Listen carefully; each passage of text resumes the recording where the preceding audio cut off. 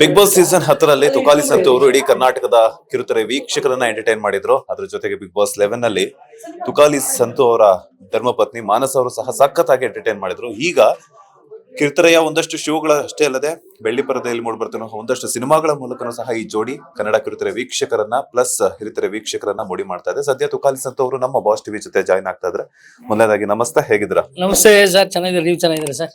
ನಾನು ಸೂಪರ್ ಆಗಿದ್ದೀನಿ. ಅಂಡ್ ಏನು ಇದು ಕಿರುತೆರೆ ಹಿರಿತೆರೆ ಎಲ್ಲ ನಿಮ್ಮ ಫ್ಯಾಮಿಲಿನೇ ಫುಲ್ ಮಿಂಚ್ತಾ ಇದಾರೆ, ಏನ್ ಸಮಾಚಾರ ಅಂತ?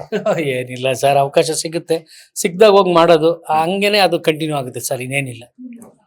ಸೊ ಬಿಗ್ ಬಾಸ್ ಅಂತೂ ಕಳೆದ 2 ಸೀಸನ್ ಅಲ್ಲಿ ನೀವು ಮತ್ತೆ ಮಾನಸ ಅವರು ಮಿಂಚಿದ್ದಾಯ್ತು. ಈಗ ಮಜಾ ಟಾಕೀಸು ಪ್ಲಸ್ ಅದ್ರ ಜೊತೆಗೆ ಸಿನಿಮಾಗಳು, ಏನು ಇದು ವಿಷಯ, ಏನ್ ಹೇಳಕ್ ಇಷ್ಟಪಡ್ತೀರಾ ಅಂತ? ನಿಜವಾಗ್ಲೂ ಖುಷಿ ಆಗುತ್ತೆ. ಬಿಗ್ ಬಾಸ್ ಮುಗಿದ ತಕ್ಷಣ ವಾಟ್ ನೆಕ್ಸ್ಟ್ ಅಂತ ಅಂದಾಗ ಕಲರ್ಸ್ ಕನ್ನಡದವ್ರು ನಮ್ನೇನ್ ಬಿಟ್ಟಿಲ್ಲ. ಗಿಲಿ ಮಾಡಿಸಿದ್ರು.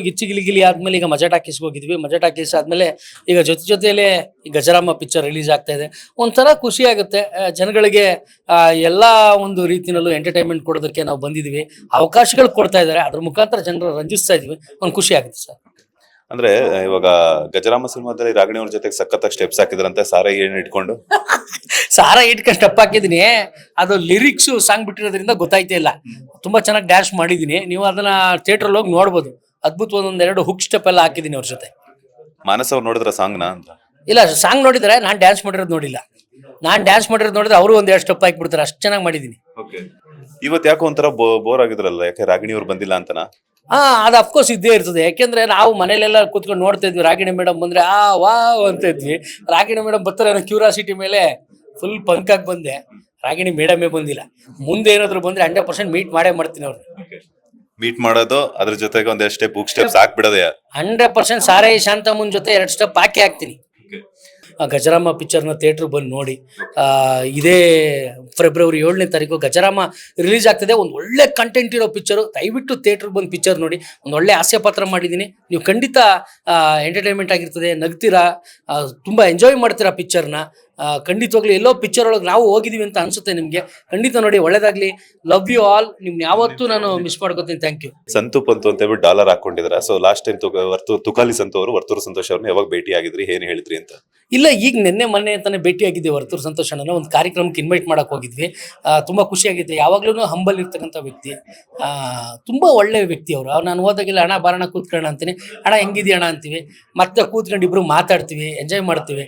ಖುಷಿ ಆಗುತ್ತೆ. ನಮ್ಗೇನ್ ಗೊತ್ತಾ, ಯಾರು ಏನು ಕೊಡೋದು ಬೇಡ. ಆ ವ್ಯಕ್ತಿ ತುಂಬಾ ದೂರದಲ್ಲಿ ಇದ್ರು ಚೆನ್ನಾಗಿರ್ಲಿ, ಆರೋಗ್ಯವಾಗಿರ್ಲಿ, ಇನ್ನೊಂದಷ್ಟು ಒಳ್ಳೆ ಕೆಲಸಗಳನ್ನ ಮಾಡ್ಲಿ. ನಾನು ಯಾವಾಗ್ಲೂ ಖುಷಿ ಪಡ್ತೀನಿ ಆ ವ್ಯಕ್ತಿ ಬಗ್ಗೆ. ನನ್ನನ್ನು ಇಷ್ಟಪಡೋ ಒಂದು ಜೀವ ಯಾವ್ದಾದ್ರು ಇದೆ ಅಂದ್ರೆ ಅದು ವರ್ತೂರ್ ಅವರೇ. ಭಾರಿ ಖುಷಿ ಆಗುತ್ತೆ. Sudeep sir last time host ಮಾಡಲ್ಲ ಅಂತ ಹೇಳ್ಬಿಟ್ಟು ಈಗಾಗಲೇ ಸೋಷಿಯಲ್ ಮೀಡಿಯಾದಲ್ಲೆಲ್ಲ ಪೋಸ್ಟ್ ಹಾಕಿದ್ದಾರೆ. ನೀವೇನ್ ಹೇಳ್ತೀರಾ? ನೀವು ಮತ್ತೆ ಮಾನಸ್ ಅವರು ತುಂಬಾ ಕಲ್ತಿದ್ರ ಅವರಿಂದ. ಸೊ ಹಾಗಾಗಿ ಇಲ್ಲ, ಖಂಡಿತವಾಗ್ಲೂ ನಮ್ಗೆ ಅವ್ನು ಗಾಡ್ ಅಂತಾನೆ ಹೇಳ್ಬೋದು. ನಮ್ಮ ಸುದೀಪಣ್ಣನಿಂದ ತುಂಬಾ ಕಲ್ತಿದ್ವಿ, ಆಶೀರ್ವಾದನೂ ತಗೊಂಡಿದ್ವಿ. ಮುಂದೆ ಲೈಫಲ್ಲಿ ಅದನ್ನ ಅಳವಡಿಸ್ಕೊಂಡಿದ್ವಿ. ಸುದೀಪಣ್ಣನ ಆಶೀರ್ವಾದ ಯಾವಾಗ್ಲೂ ನಮ್ಮ ಮೇಲೆ ಇದ್ದೇ ಇರ್ತದೆ. ಸೀಸನ್ 12ನ ಅವ್ರು ಹೋಸ್ಟ್ ಮಾಡೇ ಮಾಡ್ತಾರೆ. ಆ ಭರವಸೆ, ಆ ದೇವರ ಮೇಲೆ ನಂಬಿಕೆ ನಮ್ಗಿದೆ. ಭಗವಂತನ ದಯೆಯಿಂದ, ದೇವರ ಆಶೀರ್ವಾದದಿಂದ ಮತ್ತೆ ಅಣ್ಣ ಬಿಗ್ ಬಾಸ್ 12ಗೆ ಹೋಸ್ಟ್ ಆಗಿ ಬರಲಿ. ಬಿಗ್ ಬಾಸ್ 12ನ ಅವ್ರು ನಡೆಸ್ಕೊಡ್ಲಿ ಅನ್ನೋದೇ ದೇವರಲ್ಲಿ ನಾನು ಕೇಳ್ಕೊತೀನಿ. ಯಾಕೆಂದ್ರೆ ಅವ್ರೇನಾದ್ರು ಬರಲಿಲ್ಲ ಅಂದ್ರೆ ಸಿಕ್ಕಾಪಟ್ಟೆ ಹೃದಯಗಳನ್ನ ಮಿಸ್ ಮಾಡ್ಕೊಂಡ್ಬಿಡ್ತಾರೆ. ಮತ್ತೆ ಇನ್ನೊಂದೇನು ಅಂದ್ರೆ ಅವ್ರಿಲ್ಲ ಅಂದ್ರೆ ಬಿಗ್ ಬಾಸ್ನ ಊಹಿಸ್ಕೊಳ್ಳೋಕ್ಕೂ ಸಾಧ್ಯ ಇಲ್ಲ. ನಾನು ಪಾಸಿಟಿವ್ ಆಗಿದ್ದೀನಿ. ಬಿಗ್ ಬಾಸ್ ಸೀಸನ್ 12 ಅಣ್ಣ ಬಂದೇ ಬರ್ತಾರೆ, ಆ ನಂಬಿಕೆ ಇದೆ. ಆ ದೇವರು ಕರೆಸ್ತಾನೆ. 100% ಸತ್ಯ sir. Thank you so much. ಇಷ್ಟೊತ್ತು ನಮ್ಮ ಜೊತೆ ಮಾತಾಡಿದಕ್ಕೆ ಒಳ್ಳೆದಾಗ್ಲಿ. All the best.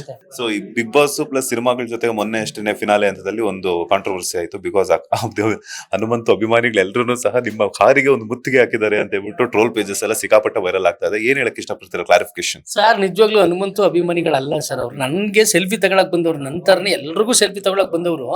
ಕಾರ್ ಪಕ್ಕ, ಡೋರ್ ಪಕ್ಕ ಎಲ್ಲಾ ಕಡೆ ನಿಂತಿದ್ರು. ಎಲ್ಲಿ ಉಳ್ಬಿಟ್ರೆ ಯಾರಿಗಾದ್ರೂ ಏಟ್ ಆಗ್ಬಿಡ್ತದ ಅನ್ಬಿಟ್ಟು ನಾನೇ ಕೇಳಿಗಿಳಿನಿಲ್ಲ. ಸೊ ಸಿಕ್ಕಾಪಟ್ಟೆ ಟೈಮ್ ಆಗಿತ್ತು, 2:30 ಆಗಿತ್ತು ರಾತ್ರಿ. ಆ 2 ಗಂಟೆ ಟೈಮಲ್ಲಿ ನಾನು ಹೆಂಗೆ ಇಳಿಯಕ್ಕಾಗುತ್ತೆ? ಸೆಕ್ಯೂರಿಟಿ ಇಲ್ಲ, ಏನಿಲ್ಲ. ಯಾರಾದ್ರೂ ಹೆಚ್ಚು ಕಮ್ಮಿ ಏನೋ ಕೈಗೆ ಎಳೆದ್ಬಿಟ್ರೆ ನಂಗೆ ಕೈ ಬೇರೆ ಡಿಸ್ಲೊಕೇಟ್ ಆಗುತ್ತೆ. ಸೊ ಇದೆಲ್ಲ ಸಮಸ್ಯೆಗಳು ಎದುರಿಸ್ಬೇಕಾಗುತ್ತೆ. ನಾನು ಹೆಂಡತಿ ಒಬ್ಳೇ ಇದ್ರಲ್ಲಿ ನಾನು ಹೆಂಗೆ ಇದು ಮಾಡೋದು ಅಂತ ಗೊಂದಲದಿಂದ ಇಳಿಲಿಲ್ಲ. ಮತ್ತೆ ಸೈಡ್ಗೆ ಹೋಗ್ಬಿಟ್ಟು ಅದನ್ನ ಸೆಲ್ಫಿ ಎಲ್ಲ ಕೊಟ್ಟು ಕಳಿಸಿದ್ವಿ. ಬಟ್ ಇನ್ನೊಂದೇನು ಅಂತಂದ್ರೆ, ಆ ಒಂದು ವಿಡಿಯೋಗೆ ಹಲವಾರು ಚಿತ್ರಣ ಮಾಡಿ, ವೈಭೀಕರಣ ಮಾಡಿ, ಸಿಕ್ಕಾಪಟ್ಟೆ ಎಕ್ಸ್ಪೋಸ್ ಮಾಡಿದ್ರು. ಅದನ್ನ ಇರ್ಲಿ, ಪರವಾಗಿಲ್ಲ. ಬಟ್ ಆ ಥರ ಏನಿಲ್ಲ. ತ್ರಿವಿಕ್ರಮ್ ಅವರು 100% ಗೆಲ್ಲಬೇಕು ಅಂತ ನಾನು ಹೇಳಿದ್ದು. ಅದನ್ನ 6ನೇ ವಾರದಲ್ಲಿ ಈಗ ಫಿನಾಲೆ ಟೈಮಲ್ಲಿ ಹೇಳೋಂಥದ್ದೇನು, ಆ ಟೈಮಲ್ಲಿ ಯಾರು ಹೇಳಿದ್ರು ಅವ್ರವ್ರಿಗೆ ಏನು ಅನ್ಸುತ್ತೋ ಅದನ್ನೇ ಹೇಳಿರ್ತಾರೆ. ಸೊ ಹನುಮಂತ ಅವ್ರು ಆಗೋಗಿರೋದ್ರಿಂದ ನಾನು ಹನುಮಂತ ಅವ್ರಿಗೆ ಗೆಲ್ಲಕ್ಕಾಗುತ್ತೆ ಅಂತ ಹೇಳಕ್ಕಾಗತ್ತಾ? ಸುಮ್ಮನೆ ಹೇಳಕ್ಕಾಗತ್ತಾ? ಸೊ ಅದನ್ನ ಇವಾಗ ಇಟ್ಕೊಂಡು ಮಾಡಿದ್ರು. ಅದೇ ಒಂದು ಡೈಲಾಗ್ ಇಟ್ಕೊಂಡು ತ್ರಿವಿಕ್ರಮ್ ಅವರು 100-200% ಗೆಲ್ತೀನಿ ಅಂತ ಹೇಳಿದ್ರು. ಅದಕ್ಕೆ ಇವ್ರು ಹೋಗ್ಬಿಟ್ಟು ಹನುಮಂತು ಅಭಿಮಾನಿಗಳೆಲ್ಲ ಅಟ್ಯಾಕ್ ಮಾಡಿದಂತ. ಇಲ್ಲ ಸರ್, ದೇವರನ್ನೇ ಆ ಥರ ಏನೂ ಇಲ್ಲ. ಹನುಮಂತು ನನ್ನ ಕ್ಲೋಸ್ ಫ್ರೆಂಡು, ಒಂದೇ ತ ಕೆಲಸ ಮಾಡಿದ್ವಿ. ನಾನು ತುಂಬಾ ಪ್ರೀತಿಸೋ ವ್ಯಕ್ತಿಗಳಲ್ಲ, ಅವರು ಕೂಡ ಒಬ್ರು. ಜೊತೆಯಲ್ಲೇ ಕಾರ್ಯಕ್ರಮ ಮಾಡ್ತೀವಿ. ಸೊ ಹಂಗಾಗಿ ಹನುಮಂತು ನನ್ನ ಕ್ಲೋಸ್ ಫ್ರೆಂಡ್. ಅವರು ನಮ್ಮ ಮಾವ ಅಂತಾನೆ ರೆಗ್ಯುಲರ್ ಆಗಿ ಕರೆಯೋದು. ಸೊ ಖುಷಿ ಆಗುತ್ತೆ ನನಗೆ ಹನುಮಂತು ಗೆದ್ದಿರೋದು. ಹಂಗೆ ತ್ರಿವಿಕ್ರಮ್ ಅವರು ಗೆಲ್ಬೇಕು, ಅದು ಖುಷಿನೇ ನಮಗೆ. ಯಾಕೆಂದ್ರೆ ಮಾನಸನ ಒಳಗಡೆ ಇದ್ದಾಗ ಅಣ್ಣನ ಥರ ಸಪೋರ್ಟ್ ಮಾಡಿ ಕೇರ್ ಮಾಡಿದ್ರು, ಅದೆಲ್ಲ ನೋಡ್ತಾ ಇದ್ವಿ. ಸೊ ಆ ಮಾನಸ ಅವ್ರ ಪರ್ಸ್ಪೆಕ್ಟಿವ್ನಲ್ಲಿ ತ್ರಿವಿಕ್ರಮ್ ಗೆಲ್ಲಬೇಕು ಅಂತ ಇತ್ತು. ಪ್ರತಿಯೊಬ್ಬರ ಮನಸ್ಸಿನಲ್ಲೂ ಏನೇನೋ ಇರ್ತದಲ್ವಾ.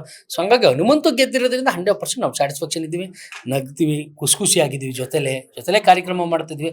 ನೆನೆ ಗರ್ಲ್ಸ್ ಬಾಯ್ಸ್ ನಡೀತಿತ್ತು, ಅಲ್ಲಿ ಹೋಗ್ಬಿಟ್ಟು ಮಾತಾಡಿಸ್ದೆ, ಖುಷಿಯಾಗೆಲ್ಲ ಚೆನ್ನಾಗಿ ಮಾಡುವಂಥ ಆಲ್ ದ ಬೆಸ್ಟ್ ಎಲ್ಲ ಹೇಳಿ ಬಂದೆ. ಆಲ್ ದ ಬೆಸ್ಟ್, ಚೆನ್ನಾಗಿ ಮಾಡೋಮ್ಮವ್ವ ಅಂತಲೂ ಹೇಳಿದೆ. ಖುಷಿ ಆಯಿತು. ಸೊ ಅದನ್ನು ಬೇರೆ ತಿಳಿಸೋ ಥರ ಅವಶ್ಯಕತೆ ಇಲ್ಲ. ನೀವು ಹೇಳಿದ್ ನಿಜ. ಬಿಕಾಸ್ ಯಾಕಂದ್ರೆ 100% ನೀವು ಲಾಸ್ಟ್ ಟೈಮ್ ಬಿಗ್ ಬಾಸ್ ಮನೆಗೆ ನೀವು ವಿಸಿಟ್ ಕೊಟ್ಟಾಗ್ಲೂ ಸಹ ಹೇಳಿದ್ರಿ, ಮಾವ ಅಂತಾನೆ ಮಾನಸನ ಹೊರಗಡೆ ಕಳಿಸ್ಬಿಟ್ಟಲ್ಲಪ್ಪ ಅಂತ ಹೇಳ್ಬಿಟ್ಟು ಹೇಳಿದ್ರಿ. ಅದ್ರ ಜೊತೆಗೆ ಸೊ ನೀವು ಯಾವುದೋ ಒಂದು ಸಂದರ್ಶನದಲ್ಲಿ 100ಗಿಂತ 200% ತ್ರಿವಿಕ್ರಮ್ ಗೆಲ್ತಾರೆ. ಸೊ ನಿಮ್ಮ ಒಪಿನಿಯನ್ ನೀವು ಶೇರ್ ಮಾಡಿದ್ರ, ಬಟ್ ಅದನ್ನ ಪರ್ಸನಲ್ ಆಗಿ ತಗೊಂಡು ಟ್ರೋಲ್ ಮಾಡುವಂಥದ್ದು ಅವ್ರಿಗೆ ಹೆಂಗ್ ಬೇಕೋ, ಲೈಕ್ಸ್ಗೋಸ್ಕರ, ವ್ಯೂಸ್ಗೋಸ್ಕರ, ಅವರ ಒಂದು ಪೇಜ್ಗಳ ಪ್ರಮೋಷನ್ಸ್ಗೋಸ್ಕರ ಈ ತರ ಒಬ್ಬರ ಒಂದು ಅಭಿಪ್ರಾಯವನ್ನ ಒಂದು ಬೇರೆ ತರಾನೇ ಇದು ಪ್ರಮೋಷನ್ ಮಾಡುವಂಥದ್ದು ಎಲ್ಲೋ ಒಂದ್ ಕಡೆ ಸರಿಯೇನಾ ಅಂತ?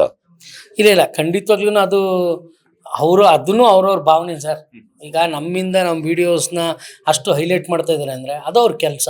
ಮಾಡಲಿ ಬಿಡಿ, ನಾವೇನು ಮಾಡಬೇಡಿ ಅಂತ ಹೇಳಲ್ಲ, ಮಾಡ್ಕೊಳ್ಳಿ. ಯಾರೇ ಬ್ಯಾಡ್ ಕಮೆಂಟ್ಸ್ ಹಾಕಿದ್ರು ನನ್ನ ಅಣ್ಣ ತಮ್ಮ ಸಂಬಂಧಿಗಳೇ, ಅವ್ರೂ ನಾನು ಪ್ರೀತಿಸೋ ಹೃದಯಗಳೇ, ಅವ್ರಿಗೂ ಒಳ್ಳೇದಾಗಲಿ. ಯಾರು ಏನೇ ಟ್ರೋಲ್ ಮಾಡಿದ್ರು ಅವ್ರಿಗೆ ದೇವ್ರು ಆಯುರಾರೋಗ್ಯ ಐಶ್ವರ್ಯ ಕೊಟ್ಟು ಕಾಪಾಡಲಿ. ನಾನು ಎಷ್ಟೇ ನೆಗೆಟಿವ್ ಮಾಡಿದ್ರು ಅವ್ರು ಚೆನ್ನಾಗಿರ್ಬೇಕಷ್ಟೆ. ನಮ್ಮನ್ನ ಅವರು ಏನೇ ಒಂದು ಇದು ಮಾಡಿದ್ರು ನಾವೇನು ಬೇಜಾರು ಮಾಡ್ಕೊಳ್ಳಲ್ಲ ಸರ್. ಯಾಕೆಂದರೆ ಅವ್ರು ಮಾಡಿರೋ ಅದರ 10 ಪಟ್ಟು ನೋವನ್ನು ತಿಂದು ಬಂದಿರೋರು ನಾವು. ನಮಗಿರೋ ನೋವುಗಳಲ್ಲಿ, ನಾವು ಅನುಭವಿಸಿರೋ ಕಷ್ಟಗಳಲ್ಲಿ ಇದು ಯಾವುದೂ ಅಲ್ಲ. ನನಗೇನು ಅನ್ಸೋದೇ ಇಲ್ಲ ನನಗೆ ಅದು. ಸೊ ಆ ಥರ ಇವಾಗ ಹೇಳ್ಬೇಕು ಅನ್ನಿಸ್ತು. ನೀವೆಲ್ಲ ಕೇಳ್ತಿರೋದು ಕೇಳಿದೆ, ಬಟ್ ನೆನ್ನೆನೂ ನಾನು ಒಂದು ಕ್ಲಾರಿಟಿ ಕೊಟ್ಟಿದ್ದೆ. ಬಟ್ ಅನ್ಯತಾ ಭಾವಿಸ್ಬೇಡಿ, ಇರೋ ಸತ್ಯನ ಅವ್ರು ಏನಾದರೂ ಮಾಡ್ಕೊಳ್ಳಿ, ಸತ್ಯನ ಸತ್ಯ ಥರ ತೋರಿಸಿ.